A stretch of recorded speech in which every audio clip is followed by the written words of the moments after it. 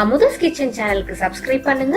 என்னோட புது ரெசிபிஸ் எல்லாம் தெரிஞ்சுக்க மறக்காம பெல் பட்டனை பிரஸ் பண்ணுங்க. ஹாய், எல்லாருக்கும் வணக்கம். Welcome to Amudha's kitchen. இன்னைக்கு நம்ம கிச்சன்ல சிம்பிளா ஸ்ட்ராபெரி ஜாம் செய்யறது எப்படின்னு பார்க்கலாம். கடையில வாங்குற ஜாம்ல ப்ரிசர்வேட்டிவ்ஸ், கெமிக்கல்ஸ் எல்லாம் போட்டிருப்பாங்க. இதெல்லாம் இல்லாம வீட்ல அப்பப்போ ஃப்ரெஷ்ஷா நமக்கு வேணுங்கிற அளவு செஞ்சுக்கலாம். இதுக்கு தேவையான பொருட்கள் லிஸ்ட் பண்ணிருக்கேன், நோட் பண்ணிக்கோங்க. இது எப்படி செய்யறதுன்னு பார்க்கலாம். இதுக்கு நான் 1/2 கிலோ ஸ்ட்ராபெரி எடுத்துக்கிறேன்.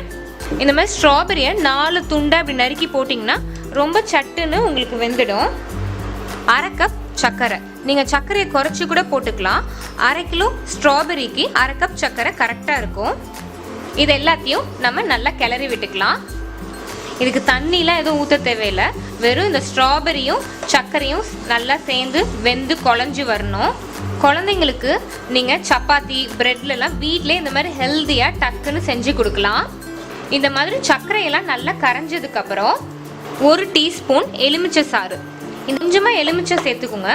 ரொம்ப சேர்த்திங்கன்னா அப்புறம் புளிப்பு தன்மை உங்களுக்கு ஜாமில் நிறைய ஆகிடும். ஸ்ட்ராபெரியில் எப்போவுமே மில்க் ஷேக் இல்லை ஸ்ட்ராபெரி ஜூஸ் இந்த மாதிரி நம்ம சாப்பிட்ருப்போம். இந்த மாதிரி ஜாம் செஞ்சு சாப்பிட்டு பாருங்கள். அது ரொம்ப டிஃப்ரெண்ட்டாக ரொம்ப நல்லா டேஸ்டியாக இருக்கும். இப்போ நல்லா மீடியமில் வச்சுட்டு அப்பப்போ கிளறி விட்டுக்கிட்டே இருங்க. ஸ்ட்ராபெரி சட்டுன்னு வந்துடும். இதை நீங்கள் மிக்சியிலலாம் போட்டு அரைக்க தேவையில்லை. நான் காமிச்ச மாதிரி ஒரு ஸ்ட்ராபெரியை 4 துண்டாக நீல வாக்கில் நீங்கள் கட் பண்ணிக்கிட்டாலே போதும். ஒரு 5 நிமிஷம் கழித்து நல்லா ஸ்ட்ராபெரிலாம் இப்படி வெந்திருக்கும்.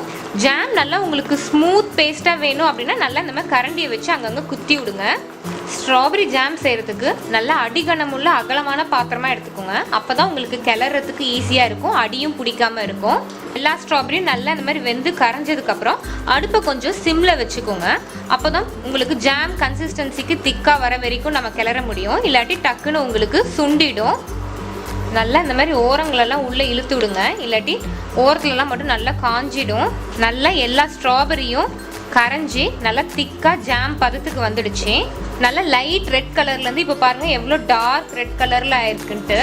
ரொம்பவும் இது திக்காக்கிடாதீங்க, அப்புறம் உங்களுக்கு ஆறணுன்னு இறுகி ரொம்ப கெட்டிமாயிடும். ஜாம் திக்காயிடுச்சான்னு பார்க்கலாம். அதுக்கு 1 ஸ்பூனை எடுத்து இந்த மாதிரி பிளேட்டில் இப்படி ஊற்றி பாருங்கள். நல்லா இப்படி திக்காக இருக்கணும், உங்களுக்கு அப்படியே கடகடன்ட்டு ஊற்றாமல் நல்லா சாலிடாக இருக்குது. அவ்வளோதான், நம்ம அடுப்பை ஆஃப் பண்ணிடலாம். இதை ஏர்டைட் கண்டெய்னரில் போட்டு ஃப்ரிட்ஜில் 1 மந்த் வரைக்கும் வச்சு பயன்படுத்தலாம். அடுத்த வீடியோவில் இந்த ஜாமை வச்சு ஒரு சூப்பரான ஜாம் பட்டர் குக்கி செஞ்சு காமிக்கிறேன். இந்த வீடியோ பிடிச்சிருந்தா லைக் பண்ணுங்கள், ஷேர் பண்ணுங்கள், மறக்காமல் அமுதாஸ் கிச்சன் சேனலுக்கு சப்ஸ்கிரைப் பண்ணுங்கள்.